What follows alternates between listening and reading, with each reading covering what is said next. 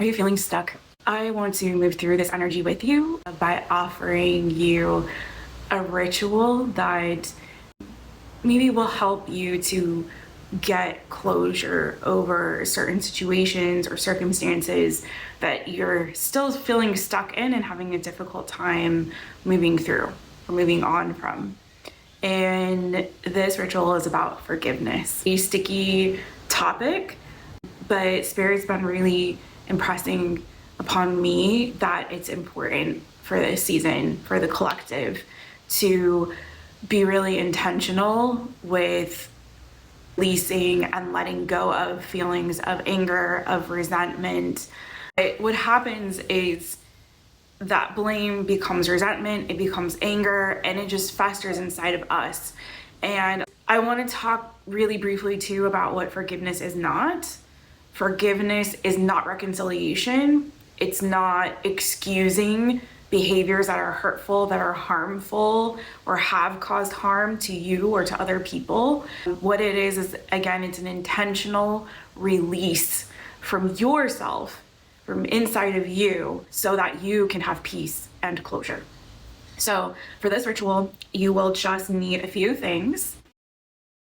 And so for me, I've pulled some cards and I asked the question, what will forgiveness bring me? And so I pulled the Emperor, the Page of Swords, Page of Cups, the Ace of Cups, and the Six of Cups. If you're doing this ritual with me and you're choosing to pull cards for yourself, drop a comment and let me know which cards you pulled. This is totally optional. You don't need to use tarot for this, okay?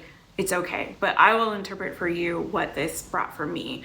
And you can take it as a collective message if that resonates with you. So Six of Cups to the Ace of Cups to the Page of Cups. Again, it's a sense for me of like making peace with the past in a way that's allowing myself forward to a brand new beginning, a fresh start. Cup sometimes comes through as like a message of forgiveness, a message of an apology, or of something that's heartfelt. So it's like sending kindness and sending love to the people that have hurt you, and by doing so, it fills those spaces within you that they have hurt with love.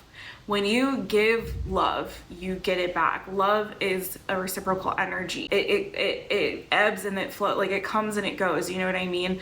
It's not something, it's an action-oriented word, right? Love is action. So when we take an action that is in love, it's like we're sending love out and love energy out and out to the world and out to the collective in a way that reverberates. So it also affects us because we're all so deeply connected. And I think that's something we forget. Whatever energy you put out to others, you get back. We're connected. We are connected. So the more love energy that you're putting out into the world and out to other people, the more that you're also receiving that energy back into yourself. Powerful, you guys. So then I have the Page of Swords and the Emperor. So it's sort of this like learning. The Page of Swords is an energy that's like learning, studying, being watchful, but not speaking. It's the one page for me as a reader, and the way that I learn tarot is the one page that isn't saying anything. He's observing everything, right? And he's using his wisdom, the wisdom that he's gaining and acquiring, to understand when he should speak, when he should make the move, and he left me. When he should move and when he should be silent, when he should be stoic, when he should take action, right? So this is also, again, something very powerful about this, because again, forgiveness is not the same as reconciliation. So it's not necessarily something you have to say to the other person, particularly if they're not a safe person. But if it is something that you need to verbalize with the person, again, use your best judgment. It depends on the situation and circumstance, right?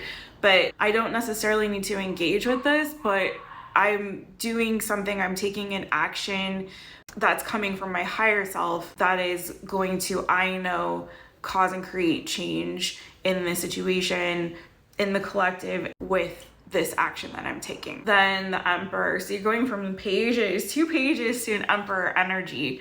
So it's like there's power in this. You're taking your strength back into yourself when you do something like this. Instead of giving your power away by continuing to stew in what this other person's actions were. Instead of continuing to meditate on that, you've released it. So by releasing it, it no longer has power over you. You've taken your power back. Whereas like when you're doing an action like return sender, for example, or something like that, you think that you're allowing yourself to be in control, but you're still allowing the other person's actions to control. Instead of releasing it, you're like still engaging with that energy in a way that's unhealthy, right? So let's go through the rest of the retreat. And before we begin, let's set the energy in a good place, kind of regulate our nervous systems. So just put one hand on your heart, one hand on your belly, and take a deep breath. Ready? And shake them out, shake them out, shake them out, shake them. Ask yourself, who do I need to forgive? Don't overthink it. Just let the names flow naturally and write as many names. So once you have the names, then what I want you to do is take that same piece of paper and I want you to turn it over. And then on the other side, I want you to write your own name. And so once you have written the names down, the names that came up naturally, your own name on the other side, I like to place my hands on my heart when I do this. So you can place your hands on your heart, whatever feels right for you. And you're going to list each name and say, I forgive. And then each name, I release the hold this has had on me. I choose peace over carrying this forward. And then for yourself, you'll say, I forgive myself for what I didn't know and for the ways I didn't show up for myself. I return to myself with compassion. You can add anything that feels right for you. This can get very emotional, so just let the emotions flow and calm whatever comes up for you. It's okay. And just hold yourself with love. Okay. So then I want you to take that paper, rip it out. Really, really small as you can, hopefully.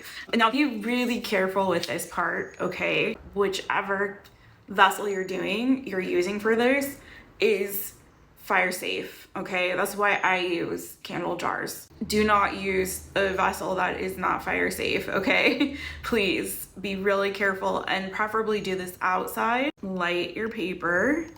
And then once the fire is consumed, you can take the ashes and you can either plant them or you can flush them. If you plant them, as you do so, say, I am planting seeds of forgiveness.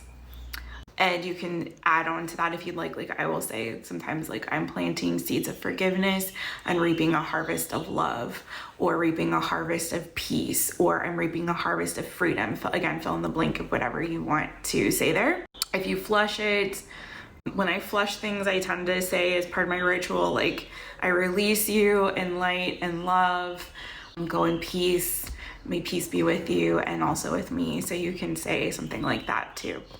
And then to close it out, I take, Palo Santo, and mine are very well loved and used, but I take a Palo Santo and light it with the flame from the fire. I cannot overemphasize to be safe, you guys, but go ahead and people's names you write down. I just find sometimes like so many names start to come up and I'm like, what? From kindergarten? Who? What? But yeah, you just never know what you are holding on to that you need to let go of. And it's really healthy to let it go. Let it go, let it go. Okay, so once you have your Palo Santo lit, sorry, this is an old one, so it's taking a minute to light. Then cleanse your hands. You can cleanse your feetsies. Just let it go. Release. Okay, and that's all.